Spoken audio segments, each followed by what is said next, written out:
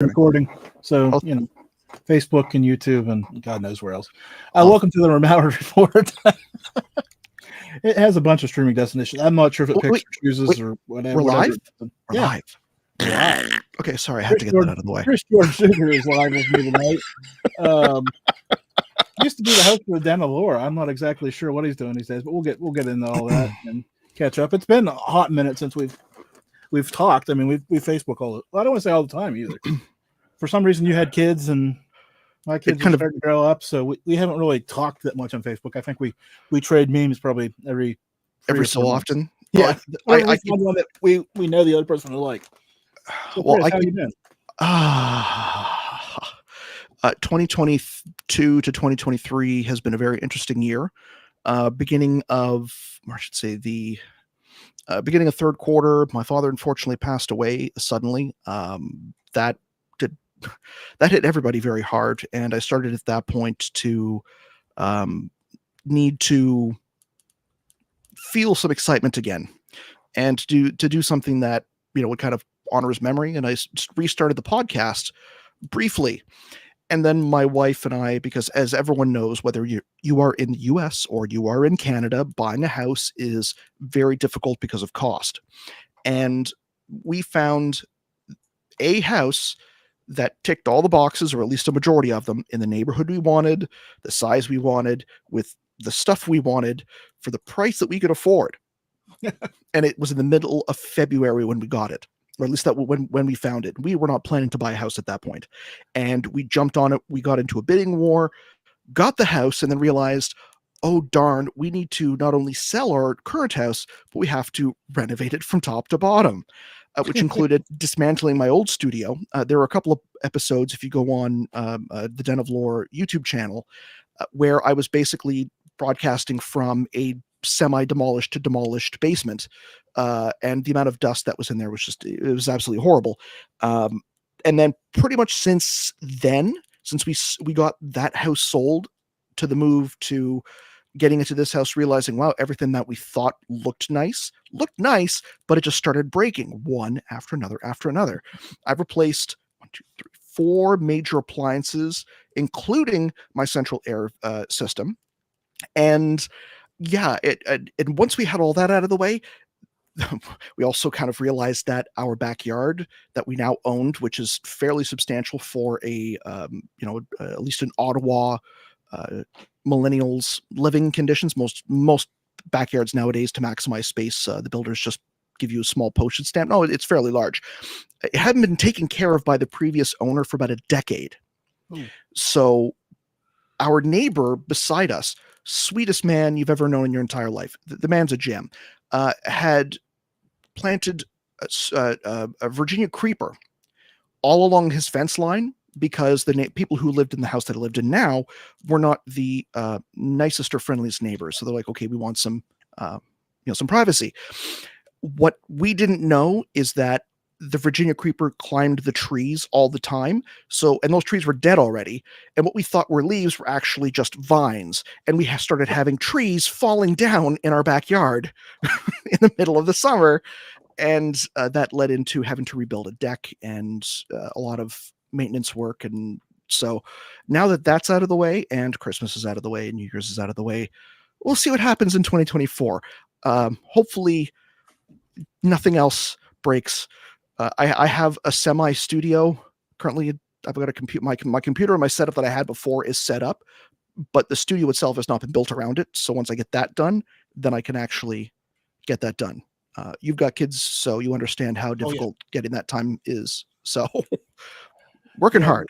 I've moved my studio, probably started Thanksgiving-ish, and it's still, you can see it's still not lit the way I want it. I've still got some big gaps I'm trying to fill.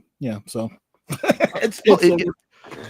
it looks good in like every single American podcast that I've seen, where you've got the baseball cap, you've got the American flag in the background, which obviously means a lot to you considering it's in the case that it's in, and you're looking comfortable, you're looking good, and you're looking fantastic, Jim. I gotta say, and because we didn't record it before, I just wanted to say thank you so much for inviting me on. 1, it breaks the monotony. 2, I get to catch up with somebody I consider a friend. And 3, I get to stir the pot a little bit, which I haven't done in some time, and I'm raring to go. So, where do you want to start? Can I start with something with a cool quote, something that throw us down in the deep end. We'll see. Like I said, Pearson, we talked about this earlier this afternoon. We're going to catch up a little bit, and then one of us is going to get pissed off, and we're going to be done with the hour. So, well, see, now I got to find it. Oh no, it's gone. Oh no, he made it up. What was it about? You paraphrase it here for us. One second. There we go. Okay. Oh no. Okay. I'll still, sorry, William. I'll try and recreate it. Now, for anybody who wonders why I haven't done a UFO podcast in a while, let me try and refresh some people's memories. I ran a fairly popular UFO ancient history podcast. At that same time, social media and just the media in general went completely crazy. People were angry. They would, flame wars on Facebook, on YouTube, on Twitter. It was a very, very high stress. And to be honest, it's not healthy. Not healthy for the people doing it, not healthy for the personalities. And I came to the realization that whether there's UFOs or whether there's aliens or whether there's conspiracy theories or Atlantis was real, unless you are in the business, and again, it is a business, it's entertainment. There's a whole bunch of business that goes on. It's a multi-billion-dollar with a B, billion-dollar business where facts don't matter. It's all about the storylines. And I just realized that isn't going to necessarily put food on the table for the long term if I want to actually have a future where, unless I'm on the History Channel every single week, and I've got a very successful show that's going on for 23 seasons, it's not viable. Now, it's not to say that I don't believe in aliens. I'm just going to frame this for everyone out there. You think that with everything you know about the human race and our current culture and everything that goes on online, or what our media is like, what our perceptions are like, if you take a civilization that has, for some God unknown reason, managed to avoid multiple filters like asteroid impacts, tsunamis, solar flares, you name it, and they were able to live long enough as a culture to unite that culture, and to unite that culture to an extent that they could advance their understanding of the natural forces of the universe so far that they would cross the stars to anywhere that they would like to be able to go. That if they had found our planet, and for whatever reason, they had gotten word that we as a culture had made shows, and the people who are on those shows, from like Honey Boo Boo and John and K+8, famous, and not just famous, household names. Do you think that they would have wanted to actually make contact with us? Because I know what I would have done. I would have nuked the planet from orbit just to make sure that we as a society can't get out there. Because I know what we are capable of as a society. We are a society and a culture and a race and a species that is capable of some of the most beautiful and wondrous things. And that is only overshadowed by the sheer brutality, callousness, coldness, and uncaringness we have, not only to our own kind, but other species and other inanimate objects all around us, without a care in the world. We as a society and as a species, not individuals could be nice, but we as a species are, generally speaking, no better than a disease. Yes, Agent Smith and the Matrix. The man was right, even if he was a fictional character. If you were an alien visiting us and you had taken goodness knows how long to get here, and you found us here, you would have seen us as a level, God level threat, and would have made darn sure that we couldn't have brought our particular brand of bullshit out into the universe. And if anybody who thinks that those aliens who are so far advanced that what they can do is magic looks at us and says, let's collaborate with their government and we're going to use them to farm, mutilate cows and abduct people and blah, blah, blah. They don't need our resources. They can probably synthesize their own. They don't need our DNA. They can probably synthesize their own. So whatever is on the media, if it's not complete bullshit, I will eat my hat. Is there life out there? Statistically impossible not to be. Are they visiting us? Are they sticking probes up people's butts? No, there is no way in hell that I could actually see that, because any intelligent species would have taken care of us as a species before we even got to the point that we were at. We have nuclear weapons, for crying out loud. We could destroy this planet 3 times over. They could probably, they don't even need to use weapons. They could get an asteroid from our neighborhood, throw it at our planet, and wipe us out, and we wouldn't even know where it's coming from. They are not afraid of us. They shouldn't be afraid of us. We can't even beat ourselves half the time. So that's my current position. We're way too busy beating ourselves to worry about them. Oh, well, that's basically it. Why, if we are too concerned with fighting over each other over ideology, over religion, over points of view that don't even matter or don't even exist, while we are getting taken over by big business, by special interests, so that they can continue to accrue power and money, in reality, you as an individual, and most people as an individual, can't do anything to be able to change it. And if you think that you can, you're probably being used by somebody who wants to take that power, who's going to make things worse.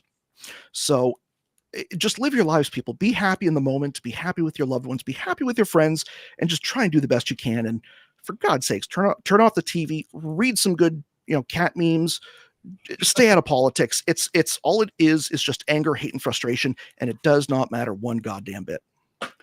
The first shortcut that I learned, I learned that you could program stuff in my iPhone back in the day.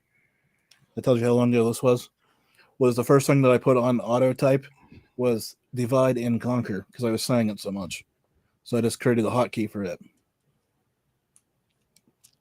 All your base are belong to us. That's a deep cut.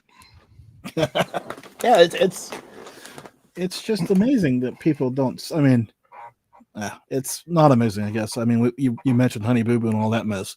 I guess it isn't amazing people don't see it for what it's worth.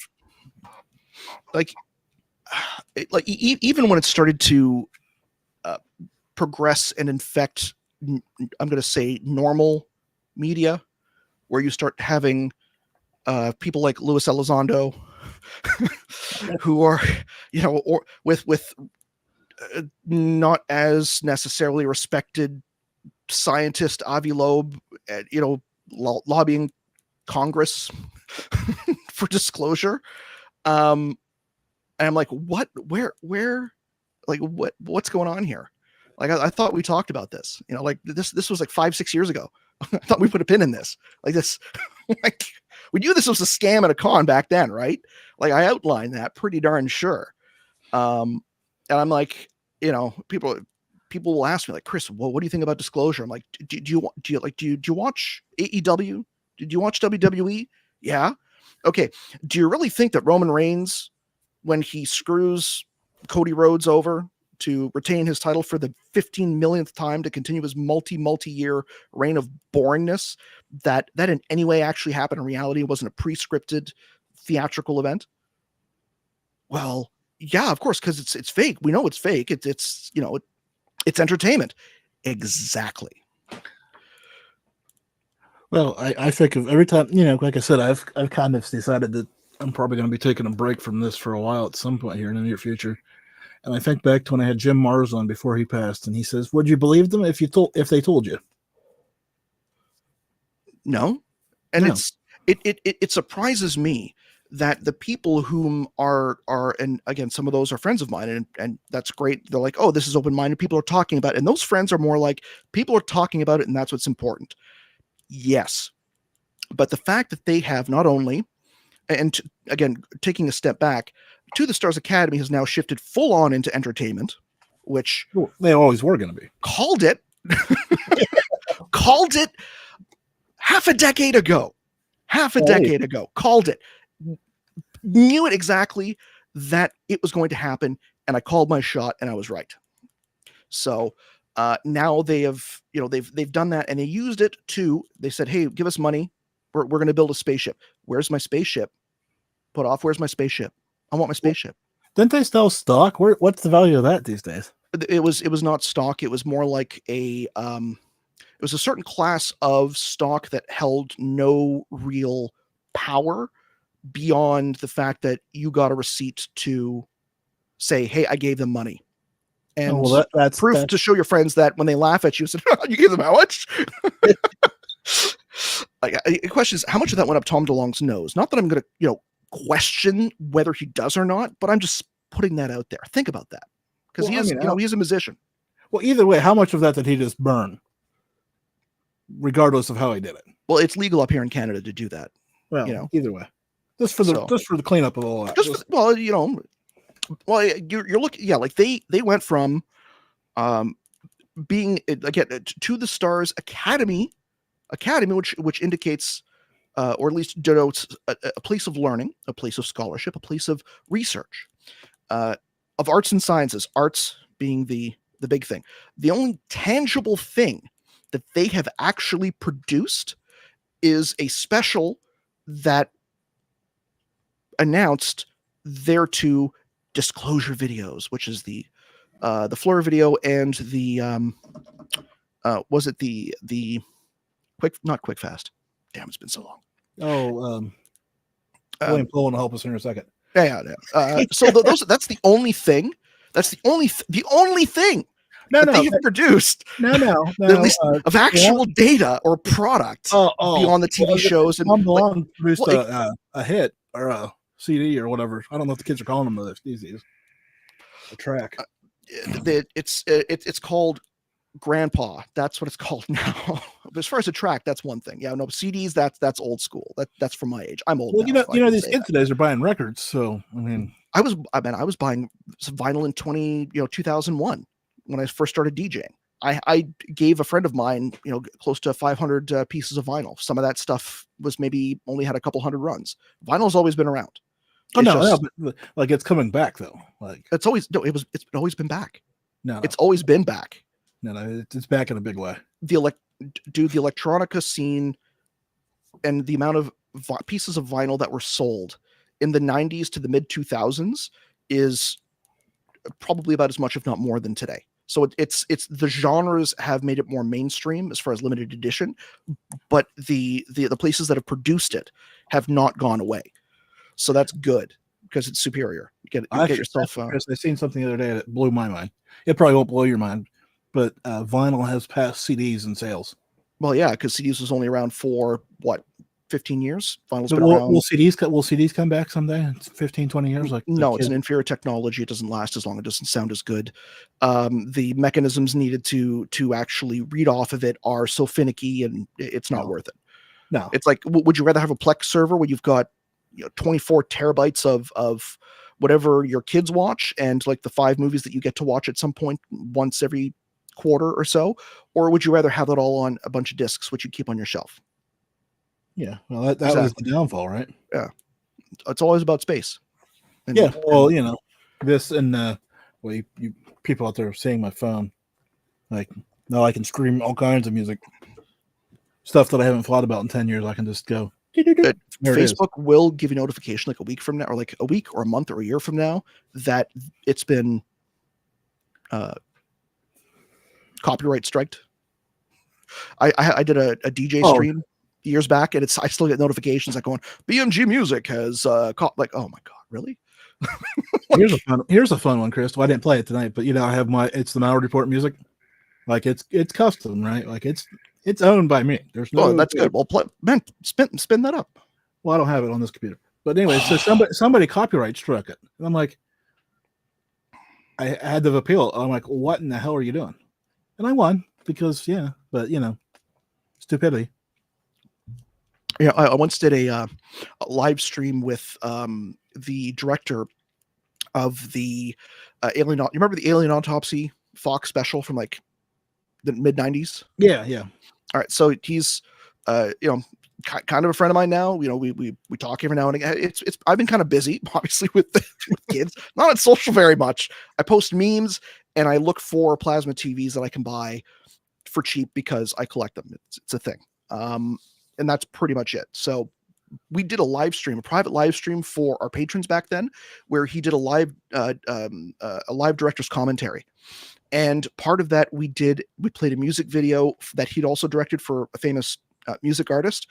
And he's like, so do you have the rights for me to be able to show this on this private broadcast? He's like, yeah, man, just do it good. I'll talk to him. So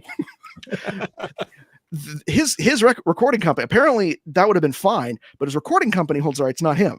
So that was kind of an issue. But like maybe 15 people have seen it because it was like super exclusive at the time. So I wasn't doing that. Isn't that great? Like, there are people out there making these stupid videos and they get millions of views and nothing happens and they make their money, and then you do one and it gets a handful of views and they're like, oh, found it. Dude, it's bright insight. And like, good on him for for hooking this chain to the massive machine that is people who don't have, or at least the audience that is people who do not have critical thinking skills, and posting a massive amount of very interesting theories, but a lot of them are wrong, sure, but he's getting millions of views and he's making that cheddar, and good on him. I, who have a real job and also fantastic benefits from that real job, don't really care anymore. It's good as a skill, but it's not the goal. The goal is to be happy and calm and not have Kabbalah cults sending me random emails threatening my life and my family. That's kind of the goal right now. It's a low bar, but it's minimum. Yeah, well, you'd be surprised. They're still out there. God, let's and I know from the podcast, one of the things that I'd wanted to do was somewhat from an educational standpoint, because education is it is very important to me, and I know that it is to you, and I wanted to take it in the direction where, okay, these people, I may interview these people, but it's not necessarily on the subject. It will touch on the subject, but it's to learn about them, their struggles, where they came from, what their wisdom is, and trying to pull that kind of knowledge and lore out towards a use that other people can then learn from and improve. Like, entertainment and salaciousness, awesome. That's great when it's there, and still have that. But it's got to be about the human story. It's got to be about the element of overcoming struggle and how did you learn from that kind of thing.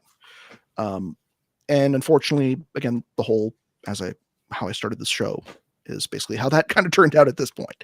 So yeah, well, you got to have that clickbait video now, or headline now. Well, that's kind of the thing with YouTube. There is a massive disinformation what's not so much disinformation. It is basically it's content theft with YouTube. Yeah, that there are entities and they're very advanced, and they essentially have farms of people.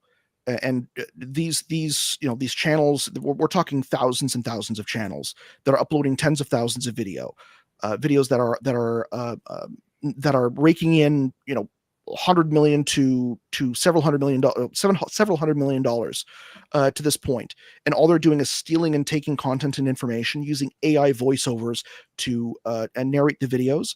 It's very low quality content. It hits the analytics sweet spot perfectly. And it is just absolutely flooding YouTube. I would say, at least on my feed, and I curate my subscriptions very well. It's that my friends and my interests haven't really gone away. I'll still astrophysics, ancient history, the deep past, mythology, all of that. Still love it. Still listen to it, but 3 out of every 10 videos at this point are now in these money farming low, these spam accounts, and it's gone to such an to a problem such an extent that it's actually shutting the people's channels down from the content being stolen and just the traffic being redirected. And there are people who are fighting back and doing mass lawsuits, mass content strikes to try and stop them, because it's not only you have voice actors who make their living off of doing this kind of thing for content, And even they're being hit hard up now because their voices have been taken, used to train these AIs, which is then being used to voice over this fake content. And my question is, this is interesting. What's going to happen during the American election? How is that going to turn out, and how is that going to be used? Because I can tell you, when that election season full on starts, I'm shutting down social media. I'm shutting down YouTube. I'm staying off the air because south of the border, even up here in Canada, we're heading into very interesting times that I don't really want to go into. But yeah, we'll see where it goes. Let's go back to the AI thing. Let's stay out of the political thing for a little. Okay, go for it. I mean, geez, you've probably seen it. I probably sent it to you 4 months ago, 5 months ago. I don't know. When I had the AI pictures and the AI voiceover I did. Did I send you that? You did, yes. So, I mean, it's really simple to do. So simple I did it. I mean, come on. You're okay, Jim, don't like be hard on yourself. You're really technical from a skill set. I mean, you're very and it's solid, but I know. Yeah, but it was still something I was able to do in like half an hour. Like I didn't, there's no money in it. Just a few pictures and right. And wrote a little script. Now multiply that 100,000, 20,000 times 20,000 every single day, or not every single day, but like, for that's what I'm saying. Over the last 6 months. It's so not technical. I mean, you can train pretty much anybody, dude. I guess is what I was trying to say there, Chris. Well, do you know the old adage? Believe, actually, I think it was that Barnum and Bailey. Believe half of what you see and none of what you hear. Yeah, that is so. Like that has been the motto I've been going with for quite a long time, since I would say about 2017. Yeah, 2017 has been kind of my one of my mottos. At this point, I would believe none of what you hear and none of what you see, and question everything, whether it's for pro-liberal, pro-conservative, anti-liberal, anti-conservative. Doesn't matter the direction. You need to question and filter so much information, and the human brain is not capable of doing it without going into overload. And one of two things will happen: people are just going to take it in, pick a side, and we're going to have a massive societal upheaval, or that person or that individual just checks out and says, "This is just too crazy. I'm out. I'm done." Like, it's like our transit system here in Ottawa. It's so bad. Like, it takes 3 hours to get across the city. It's a fairly big city, and we used to have a really good system. Now we got a train. It doesn't run very well. It breaks down all the time. Long story. But people are just so frustrated with it day in, day out that they're gone. They're buying cars and they're like, I will never take the system again. I don't care how long I stay in rush hour traffic. That is better than dealing with what that system is currently. And that is very similar to what I see actually happening. And that population is going to be very small. And those are the ones who get out. Okay, and keep their sanity. Got to pause you for a second here because I've got an interesting thing here. And William Pulliam says he misses your voice, so I'm going to say that for you. He's been making some other assorted comments, but that one's fair. Yes, question everything, no one that he made. But I seen a video the other day that talked about how you add more lanes to the road and you get more traffic. And I was kind of blown away because I never really thought about it. But like you look at big cities like Ottawa and Los Angeles, the more traffic, because people have to go further because there's less room to build and more road.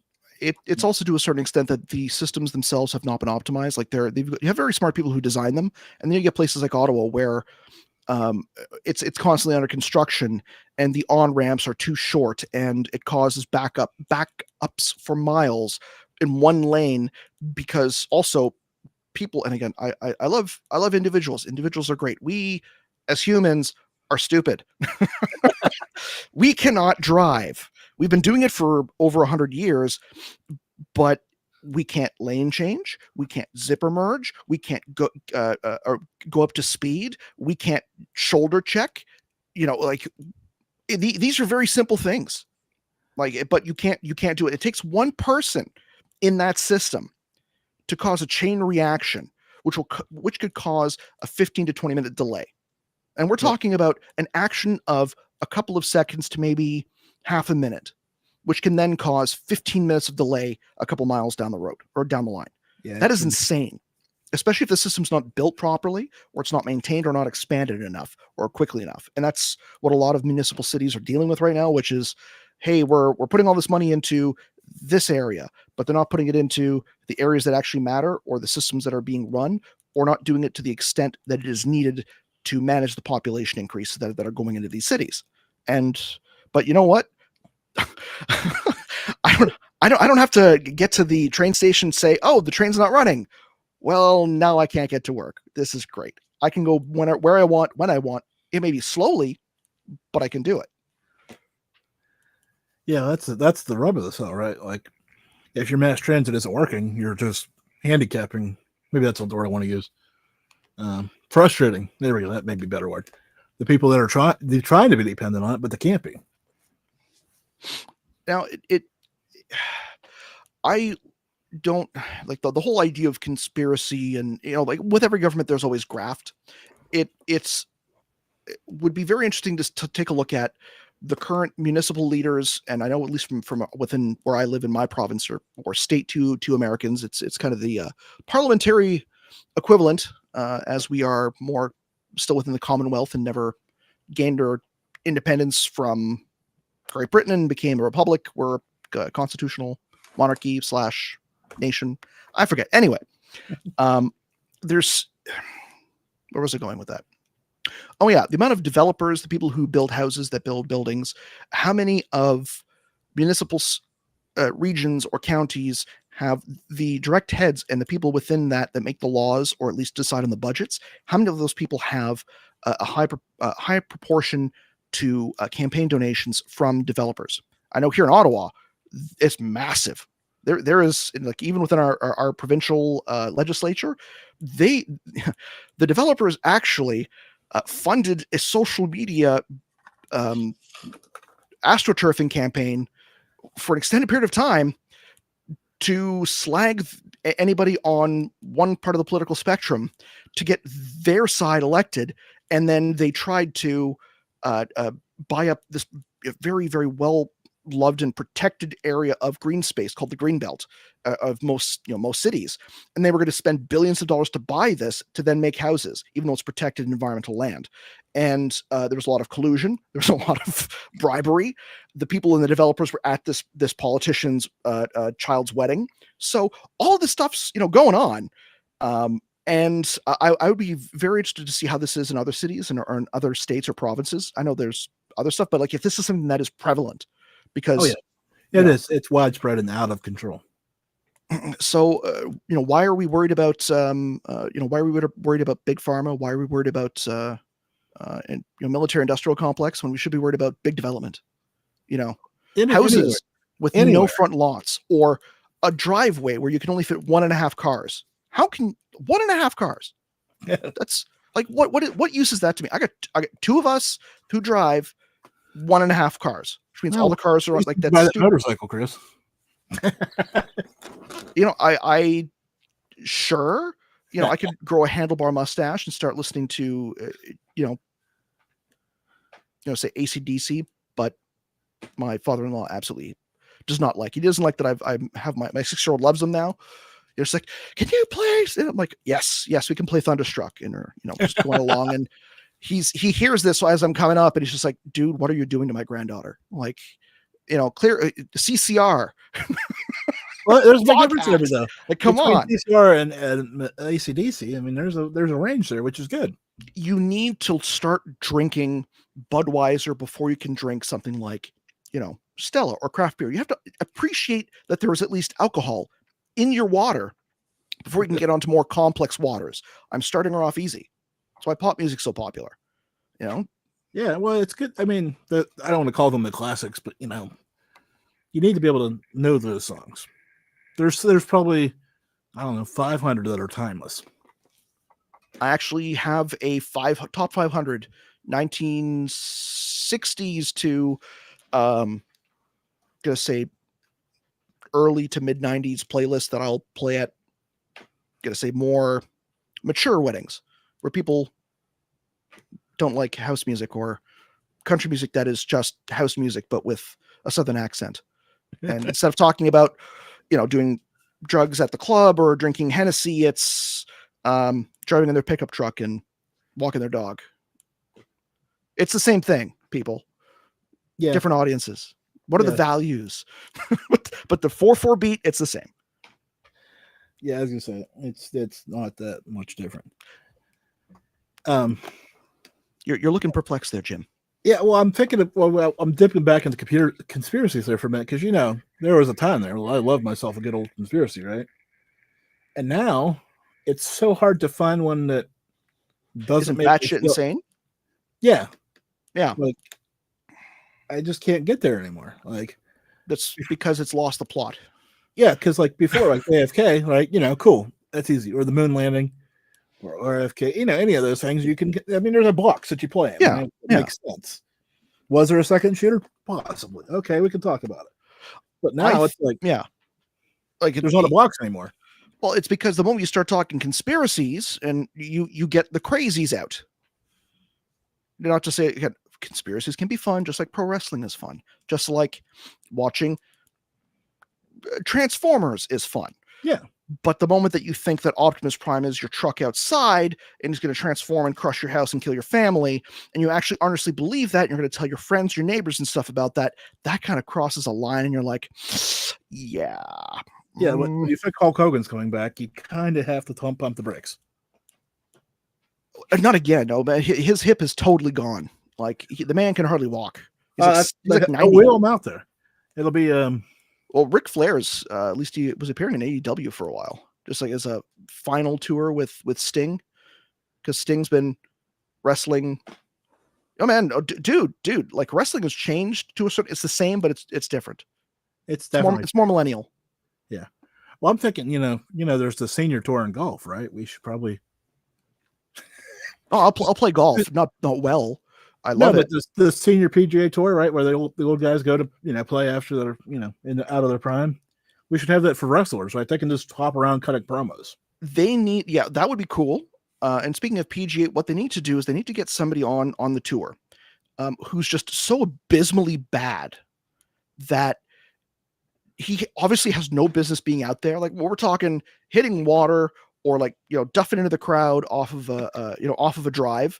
And he's just there for the, I'm going to say entertainment value. It's like watching a car wreck. you don't want to watch, but you can't look away. And also as one of those golfers with every, there should be like, they go out in twosomes, right? The pro and the pro-am, right? Where they spend more time looking for the amateur's ball, and the guys just getting really frustrated and all this other stuff. Well, that it's like, okay, well, people will golf there, like, oh, I played my age, especially when my father-in-law's retired friends will say that, it's like, oh, I'm so and so, and I played my age. It's like, okay, that's great, but did you play your handicap? So you got a handicap that is so high that the person playing the game can say like, oh man, I played my handicap and I got par, I'm good. That would, to me, is entertainment with a certain sense of empathy for the common man who just lives to spend $150 on Pro V1s and blow through them in the first 4 holes. Like, why did I even, like, this is supposed to make me play better. They do. You're 2 strokes down from, from like a week ago. I cost you $150. Like, well, lessons will cost you more,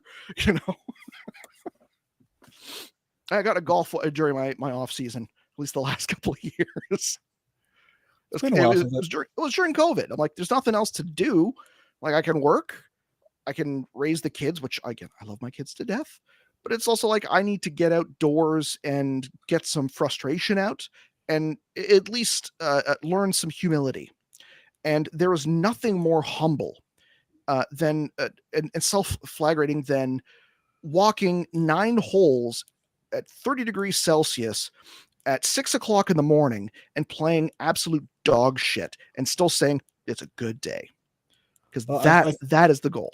You were searching for a quote earlier. I have one for you here. That's Mark Twain, right? Golf is a good walk spoiled. Yeah, I think I only ever quit a game like that, at least when I was doing early mornings, maybe twice in 2 years. We're talking like once was because I just ran out of balls.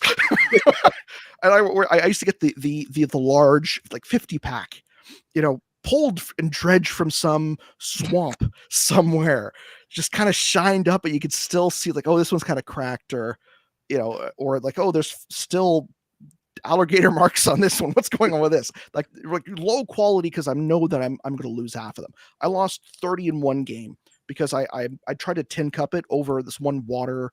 It was a par 3, and I think it was only about 30 yards to the other side of the water. And I'm like, I can make this.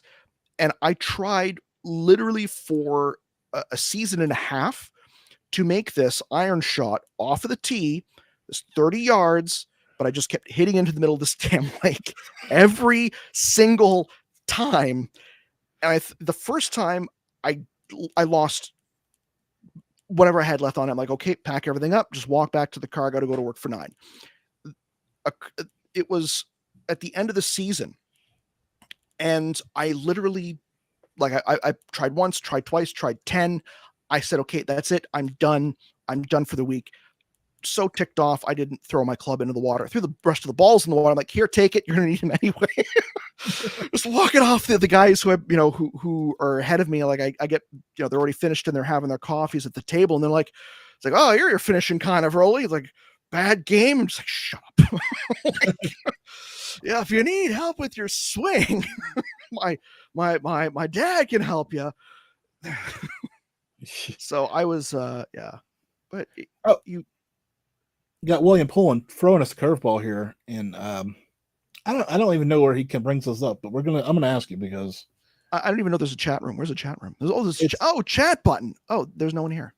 Damn. Okay. It's at my website. Okay. Malliard.com/live. Anyways. Wait, this is being recorded? This is live? You didn't tell me this. I'm just kidding. I told you this was live. You've been on here 10 years ago. Nothing's changed, Chris. Pullen wants to know: will we, the United States, ever wake up and embrace the metric system? No. I don't think so either. We almost did. The reference weights that were being sent from France sank in a boat, and you guys just kind of like went, Must be a sign. I think at this point, if you came out, like, here's the thing: you're already mostly using it. It's just you're not really using. You're like your closet metric users. Like we up here, at least in Ontario, are closet imperial users because we still have our grams, our millimeters, and all that stuff and all that fun stuff. We will talk about our weight and height in imperial. We will talk about speed in kilometers. When it comes to measurements for building, usually it's empirical, but you can do either or even mix the two if it's nothing really too important. Just don't do it with anything like satellites or spaceships because it does not end well. Read the Wikipedia article. Trust me, there's something out there on that. And usually when it comes to distance, like, so-and-so's house, we usually go by, like, not the bird, as the bird flies, like it could be 15, 20 minutes, give or take 5. We always talk in minutes. Like, oh, they're 15 minutes away or 10 minutes away. We don't talk in kilometers. Like, oh, they're 2.5 miles out or, 3 clicks out. No, they're 15 minutes away. I'm a 10-minute drive from downtown. That is how we measure distance as far as the expectation for you and how annoyed you're going to be in the car from getting from where you are to where you need to get to. Forget distance. It doesn't matter because it could take 5 minutes. It could take 50. You don't know. You roll the dice. You hope for the best. And the difference is Chris follows the speed limit and somebody else drives 100 and they're there in 2.4 seconds. I drive a Hyundai. I do not follow the speed limit, but comps don't believe my car can actually go that fast, so they leave me alone. But you know what I'm saying? Like the minutes thing, man, there's so many variables in there. Do what works and do what makes you happy. If you want to measure an imperial, measure an imperial. If your neighbors will call you a commie liberal fascist for using the metric system, maybe stick to feet and inches. I'm just saying, do what works for you, what makes you happy. Yeah, I mean, sometimes you need your neighbors to call you bad names. Well, it all depends on your neighbors, really. Well, yeah, but We're talking bad names, or we're talking bad names. So like, is it like Jim, you bastard, or harder daddy? Like, it really depends. It's all about context, Jim. you notice I had my cup up. I was about ready to start drinking. And I'm glad I didn't, because that would have been a reason to have another new computer. I'm trying to do my best not to get any type of adult strike on here, while still keeping the humor funny. Again, it's all about entertaining William and Jim and Venus. Everyone else, you can. I'm glad you're here. Those emails to William Pullen at what is it, Gmail? Gmail.com. Yeah. UFO Big Papa at protonmail.co. .gov. 1-900 deep investigation. It's not about the length of the time. It's about how hard we do it. So you said you did some research. What else did you stumble upon before we run out of time here? Well, research. I was just brushing up on the whole, like, what was my usual, like, everyone has an angle. My angle was ufology is bullshit. It's all entertainment. And I'm like, okay, well, so you got To the Stars Academy. To the Stars Academy, it had their major media personalities leave, and the government contact and the fake director, who wasn't actually director, he was involved somehow, but whatever. You know, the new TV star, the guy who has got the goatee. What's his name? Santa. That's it. Yeah. They joined Avi Loeb at the Galileo project, and they're taking donations. Now, it's on a Harvard website. You have to understand, Harvard does not want to actually use their funds or their donations to fund this. That's how crazy they think it is. So they're asking directly for donations on their Harvard website. They're like, sure, Avi, you're tenured, you're well-known within the community, whatever. Just don't make an ass of yourself too much. So he still has to do something legitimate, like trying to find out whether microspherules that were from meteor impact were extrasolar or extra, like, outside of the solar system. And also at the same time spinning on certain podcasts or through certain media outlets that it's extraterrestrial, like UAP, arts parts, a type of metamaterials, when it's just like a meteor impact. Like, okay, Avi, you're like, did Lewis like promise you a TV show or a book deal? Like how many seasons are you getting for you to go along with this? Because I don't know how much Harvard pays, but he's a Harvard professor. He's not hard up for cash. So what's the problem? Is it gambling? Is it, a drug debt? Is there some like, what do they have on him to get him to agree to this? I'm just saying, it's absolutely insane. Why would you ruin your credibility with the guy who was, who has basically been wanking off Tom DeLonge for the last 5 years, and who was formerly associated with the guy who was inspired staring at goats, like, you Americans are talking about age limits for your politicians. I think we need to be talking about that for professors as well. And why is it that all of these disclosure aficionados who are like, man, mainstream academia is bad, but the moment they get mainstream academia on their side, they're like, yeah, mainstream academia. Like, so you're taking the showman, the former spook, and the guy that you would have stuffed into his locker in high school, and you're saying that they're going to bring disclosure. Like, use your brains for, like, and the only things that he's brought out is 2 studies, I believe, on those meteor impacts. There's, apparently they have an entire research, methodology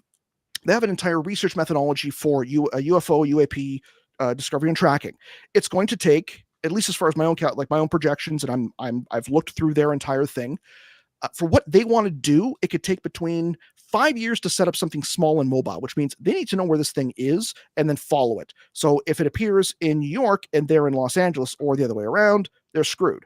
The network that they want to build will probably cost anywhere between $100 million to $100 billion, $100 million to $1 billion. And at least from my own projections and my own estimations from supply chain and how long it's going to take, about 15 to 20 years to build. So the people who are running this program now are going to be in a retirement home or possibly dead by the time this thing's actually built. And by that point, they would have already had pumped in about $1 billion. So are they going to be doing it at a very, very swank one where they're having their butts wiped with silk? Or is it just going to be a regular one, because they've only raised $1.8 million at this point? Well, I mean, so I'm not good at math, Chris. I mean, I 1.8 million and $1 billion. I mean, there's a little separation. 0.2%, I think right now 0.2% from the 100 million. No, it's 1.8% from the 100 million, and a little over 0.1%. So they got a ways off. And in the meantime, what are they doing? They're lobbying the government to raise a ruckus to get some focus on their. Hey, asking the government for money is always a good idea, because that's pretty much what it is. To the Stars Academy used people's money to fund whatever BS they did, and this group is doing the exact same thing, just a little more. I'm gonna say with more of appearance of legitimacy. But whether they actually are going to release anything, or we'll see. I'm thinking, at least from my own perspective and from what I've seen from this group from the past, Avilo pitched his wagon to the wrong people. And unless his whole thing is, I just want to get rich and famous, then all power to him, do whatever he wants to be able to do. But from a scientific and academic standpoint, unless he actually produces something, he just put a black mark on his academic career. And I personally can't take him seriously as a scientist. That's me. Is there anybody rich and famous in the we'll broaden out the paranormal field, right? The paranormal field? Name. Start naming names. Like Zach Bagans? I was gonna say like Art Bell. Well, he's dead. Not Art Bell did pretty well for himself. Nori is pretty well off. But would anybody recognize George Nori if he walked down the street? Probably, yeah. Yeah. Probably. Any of the Ancient Aliens guys, anybody who was attached to anything involved with Ancient Aliens and that, like Ancient Aliens, Gaia, that whole metaphysical UFO spiritual alien bullshit, the people at the top and the personalities are probably well off. Most authors who are at least in the top 5 or 10, they're pretty well off, but everyone else has regular jobs and they just do it part-time. Yeah. But you're the ones, a handful of people. Well, yeah, like the ones you see at every single conference, every single year, and you have seen for the last 10 or 15 years, they're, I would say, not wealthy, but they're pretty rich, I would probably say. Like they keep churning these things out. How big was the house that Jimmy Church had in LA before everything that he had imploded? That was from running a podcast and other things, but he was able to sustain that for quite some time. He did TV appearances. Yeah. He did radio shows. He was a part-time host on Coast to Coast. So, yeah. So we're hitting that. Yeah. So 5 minutes. Anybody got a question? Well, I have the famous last question. So we're probably. Oh, you do. That's right. The single bullet here, but no, it's fun to watch though. The ups and downs of this.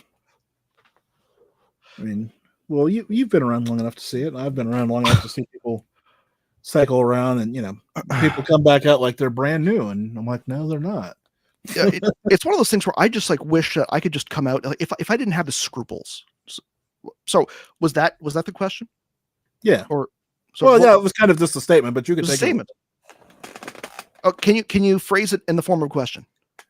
It's amazing to see. I guess, would you come back as Bill Barr, UFO expert, and just totally horse shit people around?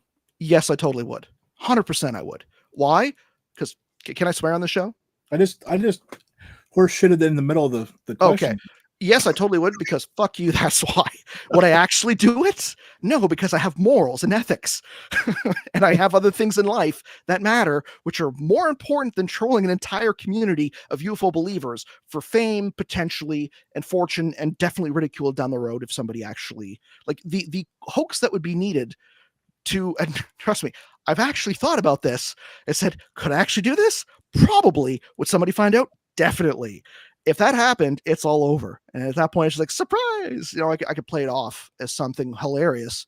It'd be like, how high into this community could I get by saying that my cat talked to me as the conduit for some alien species past the Seven Sisters, and they're here to save us from these ghost aliens and their horrible brand of industrial music that all they just say is bar bar bar bar bar bar, bar for 5 minutes, and just run with something insane like that. Because some of the shit that I've seen, something like that, if I framed it properly and were serious enough in my conviction and delivery, there would be a large group of people crazy enough and dumb enough to believe me and give me all their money to be able to hear about it.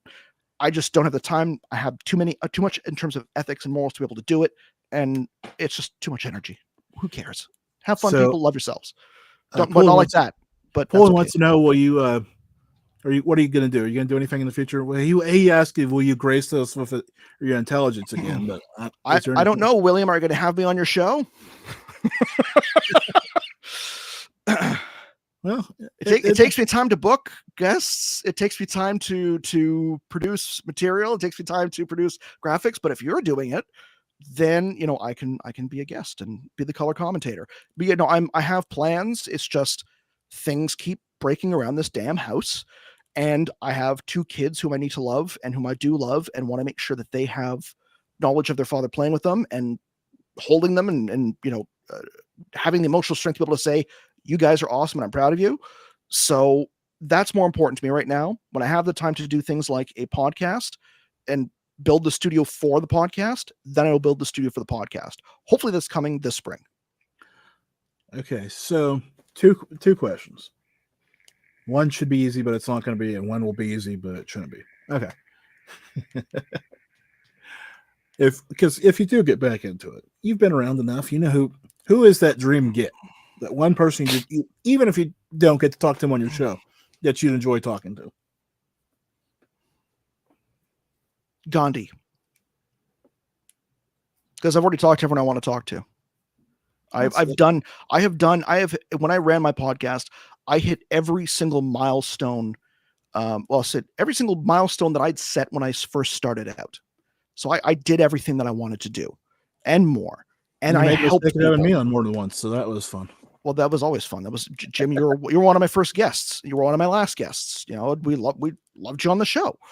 But the reality is that the show turned into something, at least at that point in time, where I was dealing with a lot myself, just from everything, from work, from the show, from from certain groups that were just constantly harassing in the negativity, and the fact that I had a family that started, and that was the main focus. So, to look at that at that time, I did everything that I wanted. I talked to everyone I wanted to talk to. Sometimes multiple people at the same time. But the fact that we did something which was to help somebody and their family, and their dad take care of themselves, that was kind of the most important thing. And I can't do the same thing again like that, especially after having gone through that and gone through just the disillusionment with the entertainment business and not wanting to participate in that aspect. Like, if you want to give me a TV show where I'm busting BS myths, great. You want me to be on Ancient Aliens? I'll do it if I get to laugh at somebody. Again, but I love those guys. Like, they're good guys. They're doing well. It's great entertainment. Fantastic. But it's not legitimate research or science in any way, shape, or form. And that's what I want to do. So you sound like you heard this before, so you might be listening still, which is good. Favorite breakfast? What do you got for me? I guarantee I would say bacon. Actually, no. Uh-oh. No. My favorite breakfast is a medium rare strip loin. Okay. Seared, cooked in olive oil with garlic, rosemary, with hash browns that are not hash browns, but morning fries, sweet potato morning fries, seasoned, salted, a little bit of hollandaise sauce if I can have the time to be able to make it, 2 eggs, over easy or sunny side up, depending on how I'm feeling, with a fresh orange, cucumbers, and some hummus, with a really, really, really, really strong coffee. That right there will keep me until about 6 o'clock in the afternoon. And if you got a hard day of work, a physical labor, if you're building a deck or clearing like 1,000 feet of Virginia creeper from your, a crashed tree and then cutting it up, you need something that's going to keep you going. And that is the best you can get. Well, Chris, that's a new one. But I gotta say, I appreciate you coming on I don't want to say last minute, but it was this afternoon we decided to put this together. So I'm good to hear your voice again. I'm again very grateful. I'm very humbled and appreciative of not only the fact that you invited me on the show, and if it was last minute for whatever reason, I'm glad I came, and I am very appreciative of the fact that I've been able to watch your journey over the last couple of years and what you've accomplished, and I'm humbled to be able to know you, and I'm very proud of you, Jim. So wherever you go and whatever you do, I know that you're going to kick ass and you're going to do it for the right reasons. And for that, I wish you all the success. Well, thank you, Christian. You've been paying attention. You know where I'm headed. Yes. Just down the different rabbit hole. So not going away totally, just kind of re-gearing and following that passion for a while. So you got to do what you love. If what you do doesn't have love, it's not going to do well. Not for you, not for the people who buy or use it, not for anybody. It needs to be pure. And if it's a passion, follow it. And if it doesn't become fun, then find out if you can find passion in it. Great. If you need to change gears, either way, you're going to be okay. And I believe in you, man. 100%. Well, thank you, sir. And we'll catch up again at some point. If not, I'll see you in 6 months when I send you a meme. Or just, comment on my, I drop memes every day, all day. I know, but put me in your favorites list. Like we're both almost middle-aged dads. We still use Facebook. Yeah, as I say, I think I do. It's all I have on there for at this point. Is just memes and talking to family. That's about it, right? All right. So all right. Catch you later, Chris. Catch you later. Cheers.